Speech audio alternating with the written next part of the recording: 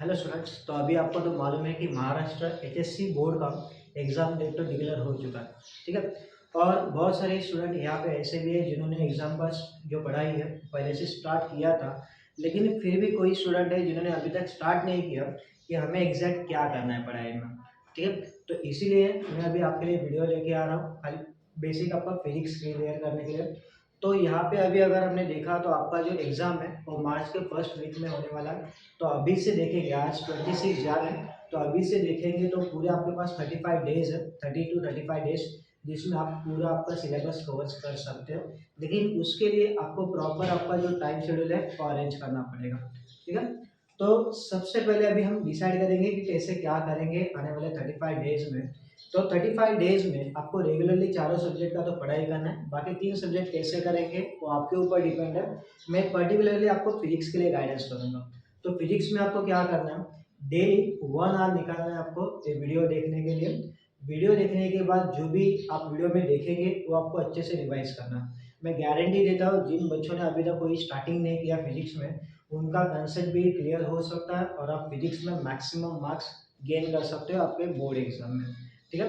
तो आज मैं आपको 15 लेसन स्टार्ट, आपका जो 15 लेसन है फिजिक्स में वो स्टार्ट करने वाला हूँ। मैंने ऑलरेडी 11th लेसन का जो वीडियो है वो अपलोड किया मेरे यूट्यूब चैनल पे, आप देख सकते हो जहाँ पे मैंने वीडियो अपलोड किया था। तो 15 लेसन जो आपका structure of atoms and nuclear, इसमें हम बेसिक ज़्यादा टारगेट करेंगे आपके डेरिवेटिव पार्ट में, जितने भी डेरिवेशंस है और जितने भी न्यूमेरिकल्स है, सॉल्व न्यूमेरिकल्स। और एक बोर्ड ने प्रीवियस ईयर एक क्वेश्चन बैंक अपलोड किया था, उसमें भी न्यूमेरिकल्स है, तो वो भी न्यूमेरिकल्स में अपलोड करूंगा हर एक चैप्टर के। तो इसीलिए अगर आपको आपका कंसेप्ट क्लियर करना है और बोर्ड के लिए अच्छे से प्रिपेयर करना है, मैं एक बार फिर से रिपीट कर रहा हूँ, जिन्होंने अभी तक स्टार्टिंग नहीं किया या फिर जिनका फिजिक्स का 10, 20, 30% पढ़ाई हुआ है, वो तो ये वीडियो ज़रूर देखें, आपको डेफिनेटली हेल्प होगा। एक एक वीडियो आप जैसे देखते जाएंगे, पढ़ाई करते जाएंगे, वैसे आपका पढ़ाई अच्छे से होते जाएगा। ठीक है। तो अभी ज़्यादा टाइम नहीं लगाऊंगा मैं आपका, तो डायरेक्ट मैं अभी स्टार्ट करूंगा यहाँ पे आपका 15 लेसन जो है आपका structure of atoms and nuclear. इसमें देखेंगे तो सबसे पहला डेरिवेशन है आपका रेडियस। आपको रेडियस का फॉर्मूला फाइंड आउट करना है। दूसरा एनर्जी का फॉर्मूला फाइंड आउट करना है। वेलोसिटी का फॉर्मूला फाइंड आउट करना है। आपके टेक्स्ट बुक में एंगुलर फ्रीक्वेंसी एंड फ्रीक्वेंसी का आपको फॉर्मूला दिया नहीं है, लेकिन एंगुलर वेलोसिटी एंड फ्रीक्वेंसी का फॉर्मूला दिया नहीं है, लेकिन वो भी हम डिराइव करेंगे, लिंक है एक दूसरे के बीच में। तो टोटल ऐसे 5 डेरिवेशन है। उसके बाद देखेंगे तो डी ब्रोगली हाइपोथेसिस, और लास्ट में half life period and average life period. तो ऐसे टोटल 8 डेरिवेशन है जो आपको क्लियर करना है। ईजी है अगर देखेंगे तो, और उसके बाद जितने भी न्यूमेरिकल्स से आपको करना है ये चैप्टर आपका क्लियर हो जाएगा। ये वो आपका डेरिवेशन, जितने भी डेरिवेशन है वो पार्ट। लेकिन डेरिवेशन स्टार्ट करने से पहले चैप्टर के लिए जो बेसिक कंसेप्ट जो आपको चाहिए वो भी हम पहले देखेंगे, और उसके बाद डायरेक्ट आपके डेरिवेशन के पास जाएंगे। ठीक है। तो सबसे पहले यहाँ पे एटम वर्ड आता है, तो एटम का डिस्कवरी कहाँ से हुआ था। तो एटम जो होता है तो उसे क्या नाम दिया था स्टार्टिंग में, इंडिविजुअल पार्टिकल। 400 to 500 बीसी के अराउंड लिसिपस एंड डेमोक्रेटिस ने बताया था। उसके बाद फिर सेकंड साइंटिस्ट है आपके डाल्टन, जिन्होंने बताया था कि एटम कैसा रहेगा, सर्कुलर शेप रहेगा। ठीक है। तो सर्कुलर शेप रहेगा, एक इसने बताया था डाल्टन ने। उसके बाद फिर आएंगे आपके सेकेंड साइंटिस्ट जिनका नाम था थॉमसन। तो थॉमसन ने बताया था कि एटम के अंदर पॉजिटिव एंड नेगेटिव चार्ज रहेंगे, और उन्हीं उनका जो एटॉमिक स्ट्रक्चर था तो उन्होंने उसे कंसिडर किया था प्लम पुडिंग मॉडल। ठीक है। और उसके बाद जो इंपॉर्टेंट साइंटिस्ट है रुदरफोर्ड, जिन्होंने एटम के अंदर एम्प्टी स्पेस रहेगा करके प्रूफ किया था। तो ज़्यादा हम थ्योरी पार्ट में नहीं जाएंगे, लेकिन ये साइंटिस्ट के नाम थोड़े याद रखो, डाल्टन, थॉमसन एंड रुदरफोर्ड। और उसके बाद और एक इम्पोर्टेंट साइंटिस्ट है जिनका नाम है बोर करके, तो उनके बारे में आपको अभी इस लेसन में देखना है। ठीक है। तो लेसन से पहले बोर के जो 3 पोस्टुलेट है वो हम देखेंगे। तो बोर के फर्स्ट पोस्टुलेट, पोस्टुलेट नंबर 1। ठीक है। तो पोस्टुलेट में क्या बताया था, पोस्टुलेट नंबर 1 में जो भी एटम रहेगा तो उस एटम में जो इलेक्ट्रॉन रहेगा वो सर्कुलर ऑर्बिट में क्या करेगा, रिवॉल्व करेगा। ठीक है। और सर्कुलर ऑर्बिट में रिवॉल्व करने के लिए जो भी सेंट्रीपिटल फोर्स होता है, सेंट्रीपिटल फोर्स वो इक्वल टू होता है, centripetal force is equal to what, electrostatic force, electrostatic force. And therefore we know that centripetal force is equal to what? mv square upon r. And what about electrostatic force? Electrostatic force is equal to what? 1 upon 4 pi epsilon 0 z e square upon r square. Okay, where this m is what? Mass of electron, v is what? Velocity of electron, r is radius of orbit. Similarly here z is what? Atomic number. Atomic number for hydrogen is 1. ठीक है. Now next one, this is first postulate. यहाँ पे simple है. First postulate में इतना याद रखना है, अगर इलेक्ट्रॉन को सर्कुलर ऑर्बिट में रिवॉल्व होना तो उसके लिए उसे क्या चाहिए? सेंट्रीपिटल फोर्स चाहिए. ये आपने फर्स्ट चैप्टर में देखा. और सेंट्रीपिटल फोर्स के लिए नेसेसरी इलेक्ट्रोस्टैटिक फोर्स है. तो यहाँ पे centripetal force and electrostatic force क्या रहेंगे? इक्वल रहेंगे. तो उनके लिए यहाँ पे फॉर्मूला लिखा. ये रहेगा आपका फर्स्ट पोस्टुलेट. ओके, यहाँ पे m का मतलब लिखना है what is v, what is r and what is e. e is what? Charge on electron and its value is 1.6 into 10⁻⁻19 coulomb. ठीक है. So this is first postulate, postulate number 1. Now we will see second postulate, postulate 2. ठीक है. तो अभी इतना तो मालूम है, इलेक्ट्रॉन सर्कुलर ऑर्बिट में रिवॉल्व करता है, लेकिन उसके लिए भी कंडीशन है जो आपको सेकेंड पोस्टुलेट में मिलेगा. सो electron revolve only those orbit whose angular momentum is integral multiple of what? h upon 2 pi. Okay, तो इंटीग्रल मल्टीपल के लिए हम क्या लिखेंगे? यहाँ पे n लिखेंगे. तो हमारा एंगुलर मोमेंटम के लिए फॉर्मूला क्या होगा? n h upon 2 pi, where this n is called. तो इस n को हम क्या बोलेंगे? Principal quantum number. क्या बोलेंगे इसे? Principal quantum number. And h को क्या बोलेंगे?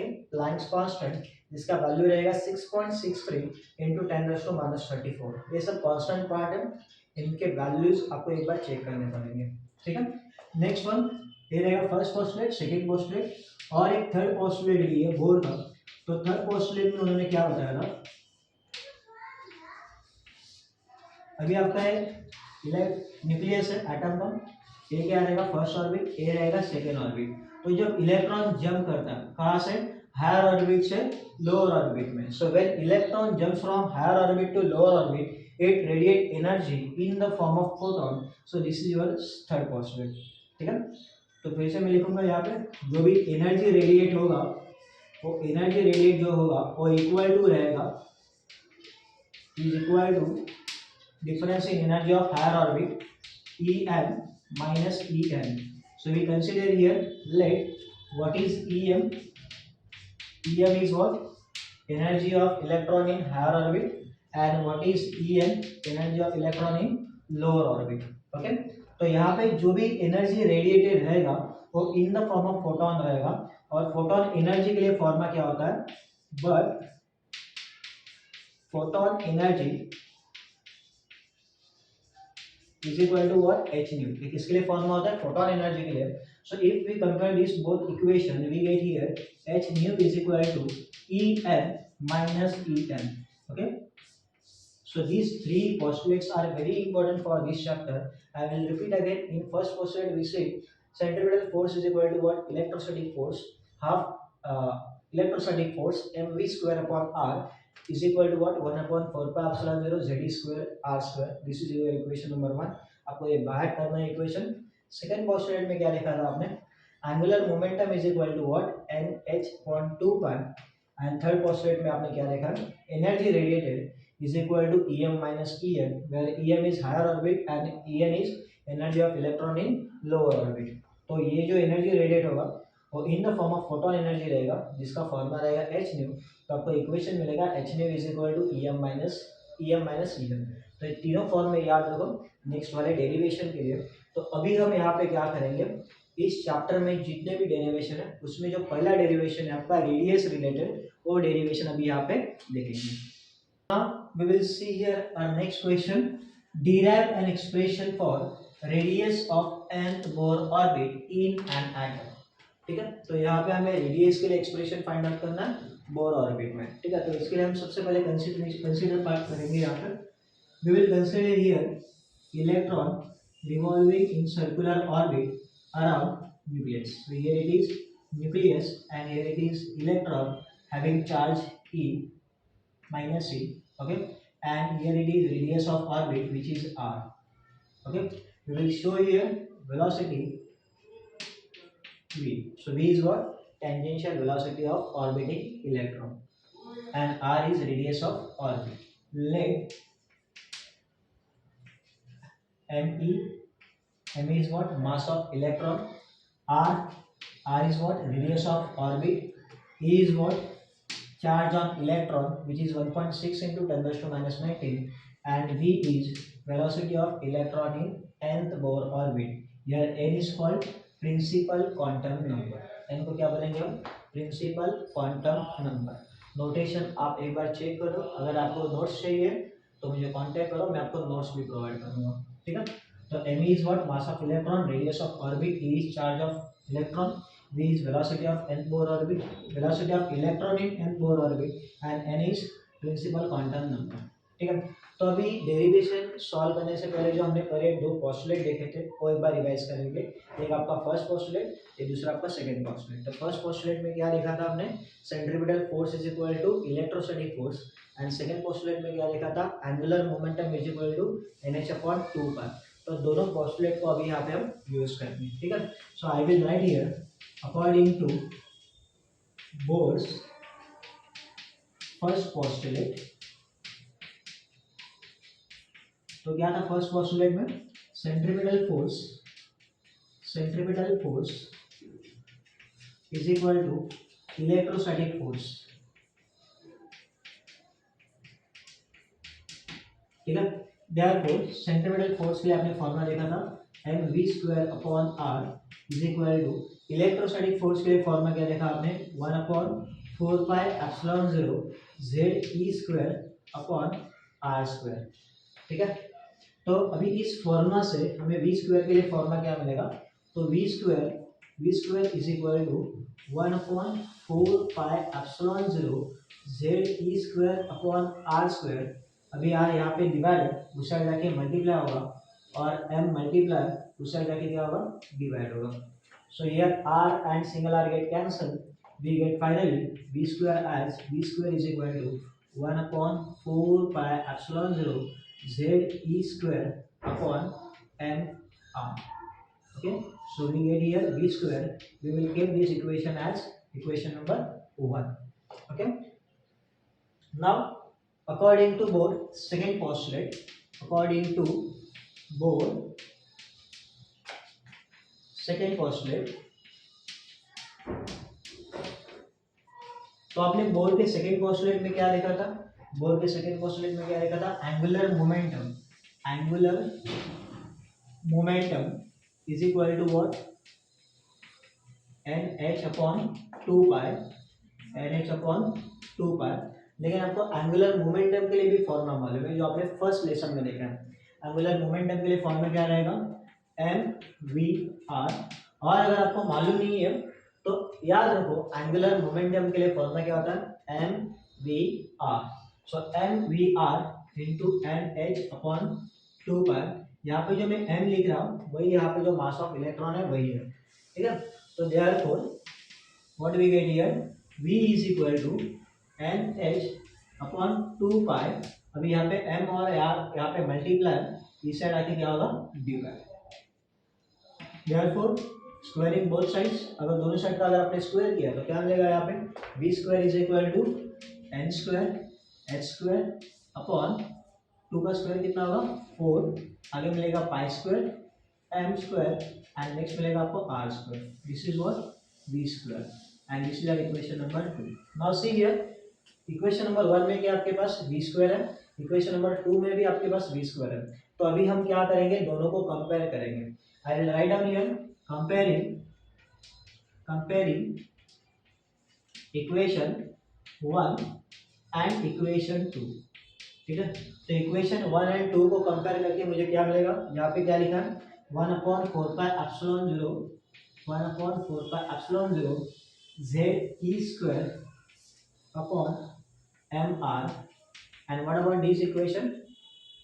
n² h² 4 pi square m square r square. हमें आर का वैल्यू फाइंड आउट करना, तो आर स्क्वायर यहाँ पे डिवाइड, इस साइड आके मल्टीप्लाई होगा, तो this r square and single r get cancel, we get here r, and in RHS here m square h square remain as it is, below that 4 pi square m square remain as it is। now अभी ये जो part है, ये part यहाँ पे divide है, उस side जाके क्या होगा, मल्टीप्लाई होगा, तो 4 pi epsilon 0 m r divide by ये जेड स्क्वायर यहाँ पे मल्टीप्लाई, उस साइड जाके क्या होगा, डिवाइड होगा। ठीक है, clear.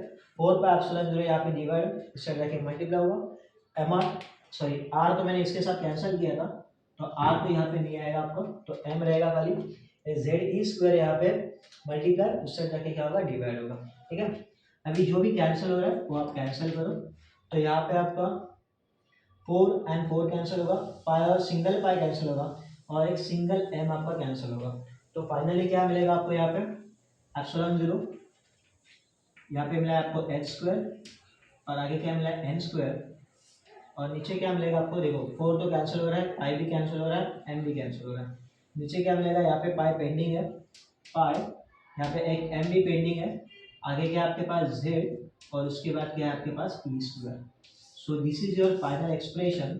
So after this equation you have to write here this is an expression for radius of nth Bohr orbit in an atom. ठीक है, तो एक क्लियर है। अभी सेम टाइप का क्वेश्चन आ सकता है, आंसर तो आपको इतना ही लिखना है, लेकिन क्वेश्चन क्या आ सकता है, show that radius of nth Bohr orbit is directly proportional to principal quantum number. तो प्रिंसिपल क्वांटम नंबर के लिए सिंबल क्या आपके पास n। ठीक है, तो उसके लिए क्या करेंगे हम यहाँ पे, इसी पार्ट को थोड़ा आगे कैरी करना, तो कैसे कैरी करेंगे, आज अभी जो मैं यहाँ से आगे आंसर देख रहा हूँ वो सेकंड पार्ट के लिए, सेकंड क्वेश्चन के लिए सेम टाइप का, radius of nth Bohr orbit is directly proportional to square of principal quantum number। तो as epsilon 0 h, उसके बाद क्या है यहाँ पे pi m and z are constant, ये सब कांस्टेंट है। अभी हम यहाँ पे अज्यूम करेंगे कि z का वैल्यू क्या है 1 और हाइड्रोजन आइटम, तो ये सब अगर कांस्टेंट है तो हमें यहाँ पे क्या मिलेगा, r is proportional to n square. तो ये टाइप का भी क्वेश्चन आपको एग्जाम में आ सकता है। तो यहाँ पे आपने क्या लिखा, रेडियस का इक्वेशन देखा, और यहाँ पे आपने रेडियस को शो किया जो डायरेक्टली प्रोपोर्शनल रहेगा square of principal quantum number के साथ, और इसके बाद फिर आपको क्या करना है, फाइनल एक्सप्रेशन देना है। यहाँ पे आपको सेंटेंस लिखना है। मैं इतना पैटर्न में आपको अच्छे से लिख के क्यों दे रहा हूँ, क्योंकि इसका आप यूज करें आप आपके बोर्ड के पेपर में। ठीक है, तो थोड़ा वीडियो आपका लेंदी भी हो सकता है, लेकिन आपको थोड़ा प्रॉपर आंसर भी मिलेगा। एज इट इज अगर बोर्ड में आपने लिखा तो भी आपको मार्क्स मिलेंगे, 3 नहीं तो 4 मार्क के लिए भी आपको एक क्वेश्चन मिल जाएगा। ठीक है, एक क्लियर है। तो अभी हम नेक्स्ट क्वेश्चन देखेंगे। क्वेश्चन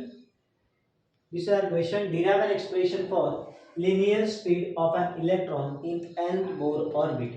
ठीक है, तो पहले आपने रेडियस फाइंड आउट किया था, अभी आप लीनियर स्पीड फाइंड आउट करेंगे, जिसके लिए सिंबल रहेगा आपका v। ठीक है, तो मैंने रफ क्यों नहीं किया, क्योंकि ये जो पूरा पार्ट है वो आपको फिर से यूज होने वाला है। मेरा टारगेट रहेगा कि आपको जितना इजी वे में एक्सप्लेन कर सकूँ उतना इजी वे में मैं यहाँ पे एक्सप्लेन करूँगा, और ज़्यादा से ज़्यादा आप एग्जाम में लिख सकते हैं। ठीक है, तो अच्छे से वीडियो देखो यहाँ पर।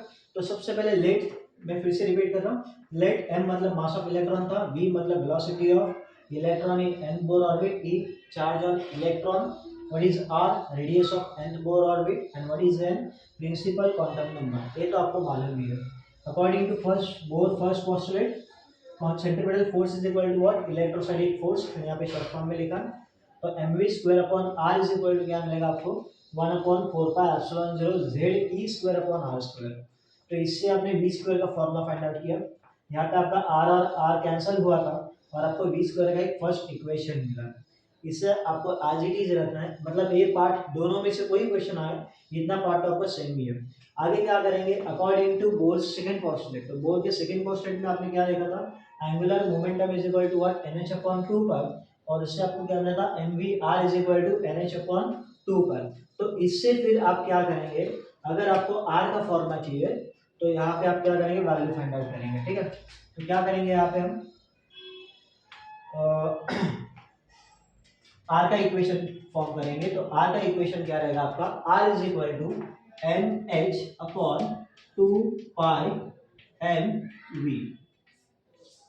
This is your equation number 2। इसके पहले वाले डेरिवेशन में आपने यहाँ पे v का फॉर्मा फाइंड आउट किया था, अभी यहाँ पे आप r का फॉर्मा फाइंड आउट करना है। अभी ज़्यादा कुछ नहीं करना है, यहाँ पे देखो r का फॉर्मा आपके पास है और यहाँ पे आपके पास v स्क्वायर का इक्वेशन है, तो ये जो r दिखाई दे रहा है उसके जगह आप इक्वेशन 2 सब्स्टिट्यूट करेंगे, ठीक है। तो बाय सब्स्टिट्यूटिंग और पुटिंग इक्वेशन 2 इन इक्वेशन 1, तो इक्वेशन 2 को इक्वेशन 1 में रखो, तो इक्वेशन 1 की आपके पास v square is equal to 1 upon 4 pi epsilon 0, 1 upon 4 pi epsilon 0, आगे क्या मिलेगा आपको z e square upon m।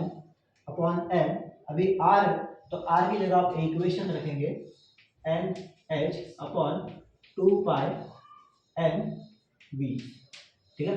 तो अभी यहाँ पे पाई और पाई कैंसिल होगा, m और m कैंसिल होगा, v ऊपर जाएगा, 2 इस 4 के साथ कैंसिल होकर वहाँ पे क्या रहेगा, 2 रहेगा।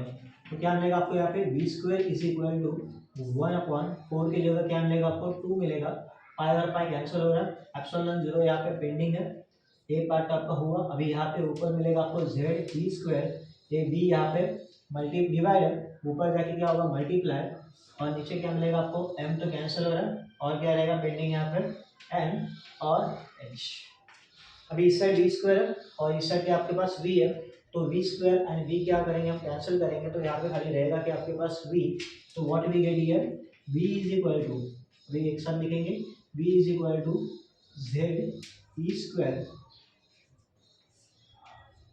स्क्वायर और नीचे मिलेगा आपको 2 पाई एप्सिलॉन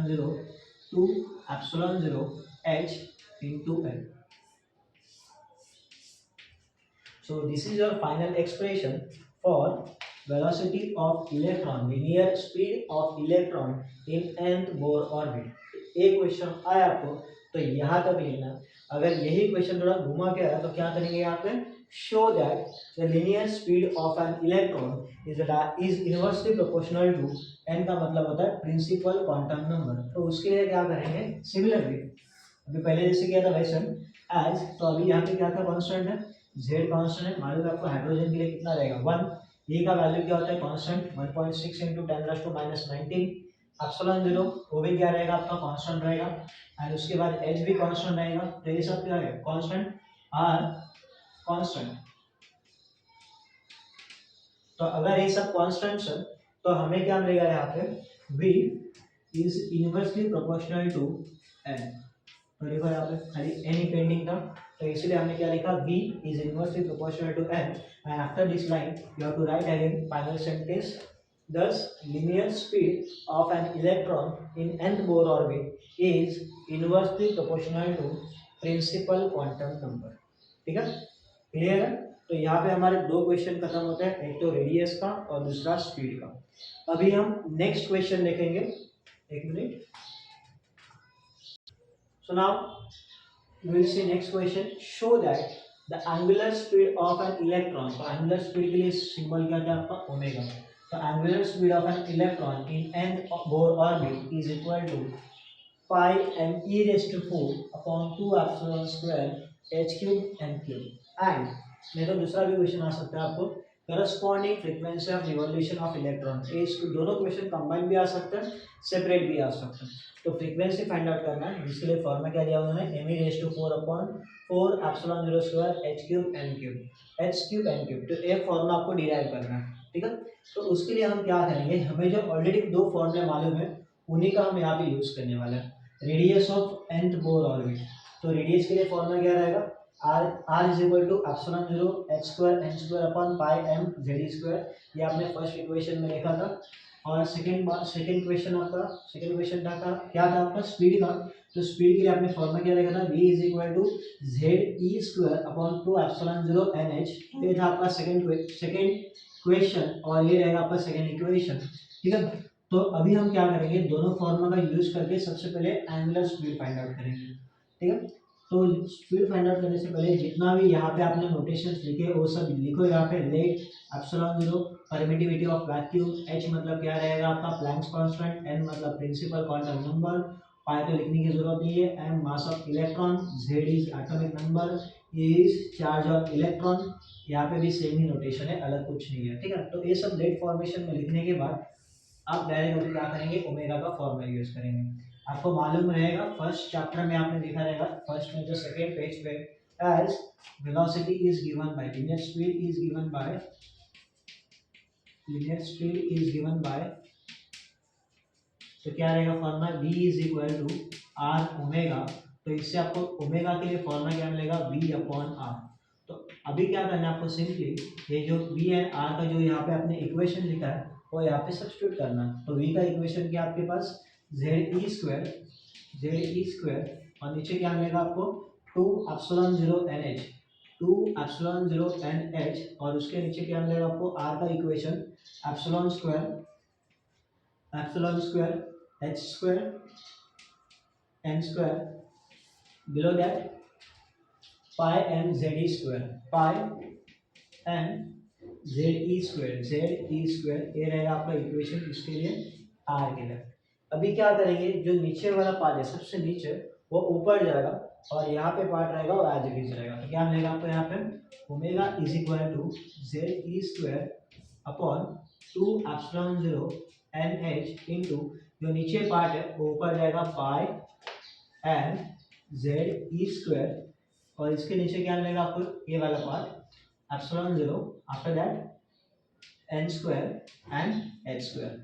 नाउ देखो यहाँ पे क्या होता है, यहाँ पे आपका z है, यहाँ पे भी z है, तो z और z क्या होगा, z स्क्वायर होगा, ऊपर पाई है नीचे पाई है, तो पाई और पाई क्या होगा, कैंसिल होगा। तो यहाँ पे पेंडिंग क्या रहेगा m के बाद क्या लिखेंगे हम z स्क्वायर, और अभी यहाँ पे क्या आपके पास e है और यहाँ पे b है, तो e स्क्वायर और e स्क्वायर क्या होगा e रेस टू 4 होगा। नीचे क्या मिलेगा आपको, एक 2 तो आपका एज इट इज रहने वाला है, यहाँ पे एप्सिलॉन है, यहाँ पे भी एप्सिलॉन 0 है, तो दोनों का मिला के क्या होगा एप्सिलॉन स्क्वायर होगा। यहाँ पे n है और यहाँ पे n स्क्वायर है तो n क्यूब होगा, और यहाँ पे h है तो यहाँ पे h स्क्वायर है तो ये क्या होगा h क्यूब। देखो यही आपको प्रूफ करना था, पाई एम ई, एक सेकेंड। तो अभी आप देखेंगे कि ओमेगा के लिए आपको फॉर्मूला क्या मिलेगा, pi M Z square E raise to 4 2 epsilon 0 2 epsilon 0 square n cube h cube. तो सेम वहाँ पे, लेकिन वहाँ पे खाली z नहीं है, तो इसलिए हम क्या लिखेंगे, फॉर हाइड्रोजन एटम z का वैल्यू क्या रहेगा 1 रहेगा। तो अगर z का वैल्यू 1 है तो आपका फाइनल फॉर्मूला क्या रहेगा, omega is equal to pi M e raised to 4, below that we will write down here 2 epsilon square h n cube h cube. So this is your final expression for angular velocity. Now अभी क्या find out करना है आपको, frequency. तो frequency and angular velocity में क्या relation होता है वो अभी हम यहाँ पे देखेंगे। वो भी आपने फर्स्ट चैप्टर में देखा, अगर नहीं देखा तो देखो यहाँ पे, वी नो दैट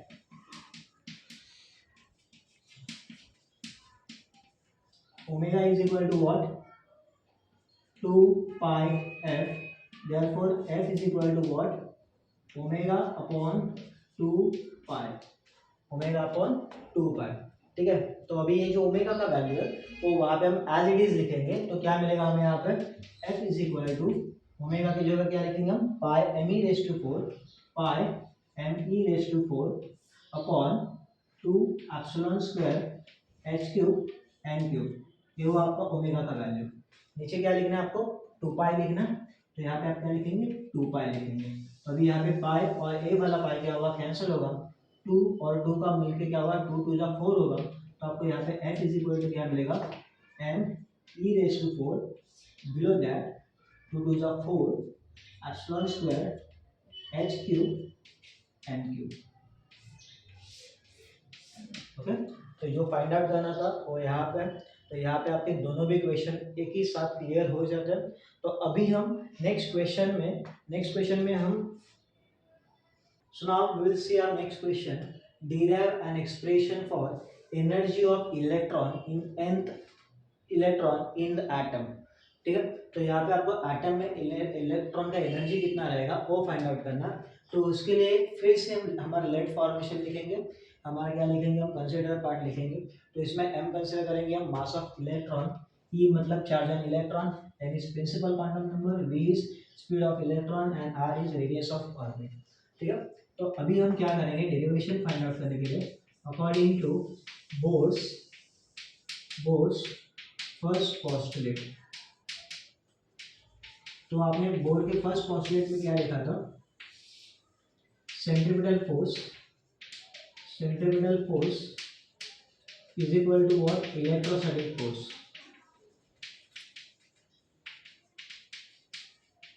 ठीक है। तो सेंट्रीपिटल फोर्स के लिए फॉर्मूला क्या था आपका, M we square upon R था, और इलेक्ट्रोस्टैटिक फोर्स के लिए फॉर्मूला क्या था आपका 1/4πε0 Z E square upon r square.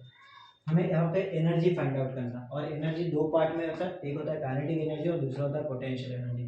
तो इस फॉर्मूला का यूज करके हम काइनेटिक एनर्जी सबसे पहले फॉर्मूला फाइंड आउट करेंगे।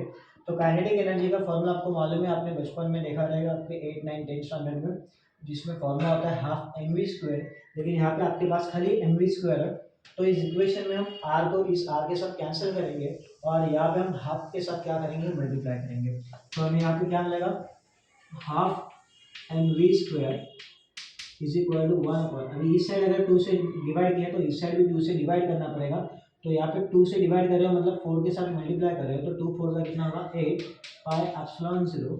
यहाँ पे मिलेगा आपको जेड ई स्क्वायर अपॉन, यहाँ पे जो आर है इस आर के साथ कैंसिल होगा, तो आपको मिलेगा यहाँ पे आर। तो इसके लिए फॉर्मूला आपको half M we square, but you know that what half M we square is nothing but kinetic energy. तो kinetic energy is equal to half M we square, and therefore kinetic energy is equal to 1/8πε0 z e square upon r. So this is our equation number 1 for kinetic energy. Okay, हमें क्या find out करना है, total energy. तो उसके लिए हमें kinetic energy तो मिला, अभी हम क्या करेंगे, पोटेंशियल एनर्जी फाइंड आउट करेंगे। तो पोटेंशियल एनर्जी फाइंड आउट करने से पहले हम पोटेंशियल फाइंड आउट करेंगे। Potential on nucleus due to charge plus q or plus e is given by, यहाँ पे हम e लिखते हैं, न्यूक्लियस का charge plus e is given by, तो v के लिए फॉर्मूला क्या रहेगा 1/4πε0 z e अपॉन r, ठीक है। तो अभी जेड ई कहाँ पे आया, कौन सा न्यूक्लियस है आपको मालूम नहीं है, तो आपने एटॉमिक नंबर के लिए यहाँ पे जेड कंसिडर किया। तो ये रहेगा आपका पोटेंशियल के लिए फॉर्मूला। अभी ये फॉर्मूला कहाँ से आया, अभी तो मैं वीडियो अपलोड नहीं किया, लेकिन आपको जो 8 चैप्टर है उसमें पोटेंशियल के लिए आपने फॉर्मूला डिराइव किया है, ठीक है। तो जब मैं वीडियो अपलोड करूँगा तो वो भी फॉर्मूला आपको समझ में आएगा। अभी के लिए बाय कर दो, ये आपका पोटेंशियल के लिए फॉर्मूला रहेगा। This is our equation number 2। Okay, तो पोटेंशियल से अभी हम क्या करेंगे, पोटेंशियल एनर्जी फाइंड आउट करेंगे। Therefore now potential energy is equal to potential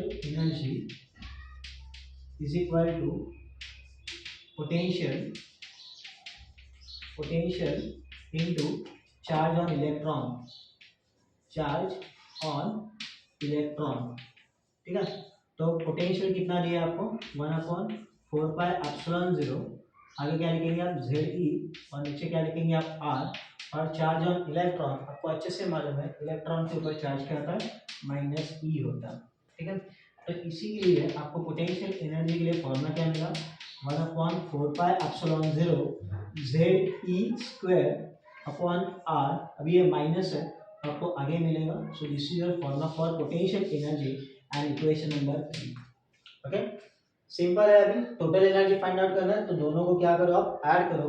therefore total energy of electron is, तो टोटल एनर्जी के लिए फॉर्मूला क्या रहेगा T is equal to K E plus P E. Therefore T is equal to K E की जगह आप क्या लिखेंगे यहाँ पे 1/8πε0, 1/8πε0, आगे क्या लिखेंगे आप Z E square upon R plus Z E square upon R plus यहाँ पे अभी पोटेंशियल एनर्जी का फॉर्मूला लिखना है, लेकिन यहाँ पे माइनस है, तो इसीलिए आप लिखते वक्त क्या करेंगे, -1/4πε0, और आगे क्या मिलेगा आपको, ZE² वे कॉमन पार्ट देखो, यहाँ पे ZE² है, यहाँ पे भी ZE² है, 1/πε0, 1/πε0 यहाँ पे भी है, तो यहाँ पे खाली 1/8 है और यहाँ पे 1/4 है, तो दोनों को कॉमन करो तो क्या मिलेगा आपको, यहाँ पे total energy is equal to 1/8 minus 1/4, और यहाँ पे क्या मिलेगा आपको 1/πε0 ZE²/R, ठीक है। तो अभी इसे क्रॉस मल्टीप्लाई करेंगे, 4 आपका यहाँ पे आ जाएगा, 8 आपका वहाँ पे आएगा, तो 4 - 8 कितना आएगा, -4 आएगा, नीचे 8 4 32 आएगा, तो -4 मैं यहाँ पे सॉल्व करके लिख देता हूँ, -4 अपन अगर आपने 32 किया तो -4/32 मतलब होता है आपका -1/8, तो अगर आपने ब्रैकेट सॉल्व किया तो आपको कितना आंसर मिलेगा, -1/8, and this we will write down here total energy, उसके लिए खाली अभी आप ई लिखेंगे, तो E is equal to what, -1/8πε0, और आगे क्या मिलेगा आपको, ZE²/R, ठीक है, इतना क्लियर है।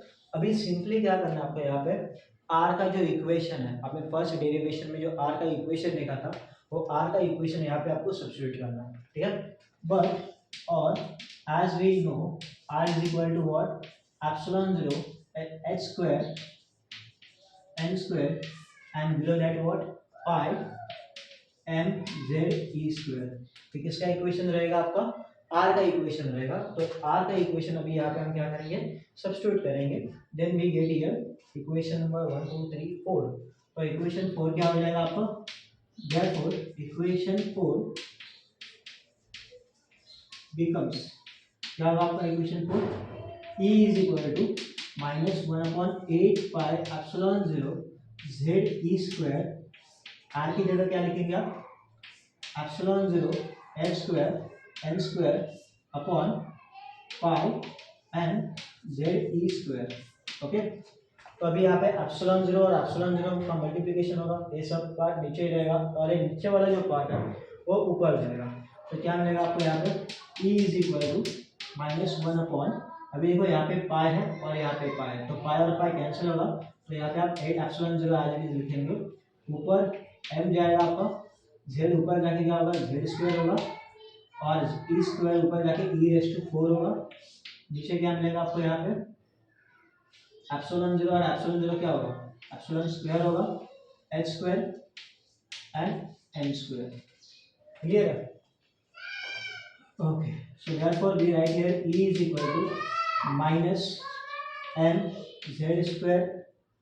E⁴ अपॉन 8ε² h², और यहाँ पे हम क्या लिखेंगे, n², so this is your final expression for energy of electron in nth Bohr orbit. अभी इसी को थोड़ा चेंज करके भी क्या कर सकते हैं, show that energy of electron in nth Bohr orbit is directly proportional to square of principal quantum number. तो आपने जैसे देखा है, आप क्या करेंगे यहाँ पे, as you know that m z e ε0 and h all these values are constant, तो आप खाली क्या लिखेंगे यहाँ पे, E is proportional to n²। मैं लास्ट पार्ट में अभी खाली इतना ही लिख रहा हूँ, लेकिन इसके ऊपर क्या लिखना है वो आपको अभी अच्छे से मालूम है। तो अभी क्या करेंगे हम यहाँ पे, E is proportional to n² and finally you will write here energy of electron in nth Bohr orbit is directly proportional to square of principal quantum number, ठीक है। तो अभी हमने इस वीडियो में क्या देखा था, हमने सबसे पहले रेडियस का डेरिवेशन फाइंड आउट किया हमने, उसके बाद हमने वेलोसिटी का डेरिवेशन फाइंड आउट किया, angular velocity and angular frequency, इनका हमने डेरिवेशन फाइंड आउट किया था, और अभी लास्ट डेरिवेशन में फाइंड आउट किया energy of electron in atom, ठीक है। तो अभी नेक्स्ट वीडियो में, जो लास्ट वाला नेक्स्ट वीडियो में हम क्या करेंगे, इसके आगे खाली 2 डेरिवेशन है, वो देख के जितने भी न्यूमेरिकल्स है इस चैप्टर रिलेटेड वो हम सॉल्व करेंगे, ठीक है। तो अभी ये वीडियो में यहीं पे स्टॉप करता हूँ। आज आपको ये जितना भी आज हुआ है अच्छे से रिवाइज करना है और कल के लिए आपको प्रिपेयर होना है, ठीक है। और अगर आपको अच्छा लगा तो आपके दोस्त लोगों को भी ये वीडियो शेयर करो, और ये जो हमारा 20 to 25 डेज का जो टारगेट है फिजिक्स क्लियर करने का, वो हम एक साथ मिलकर क्या करेंगे, क्लियर करेंगे। ठीक है, चलो बाय।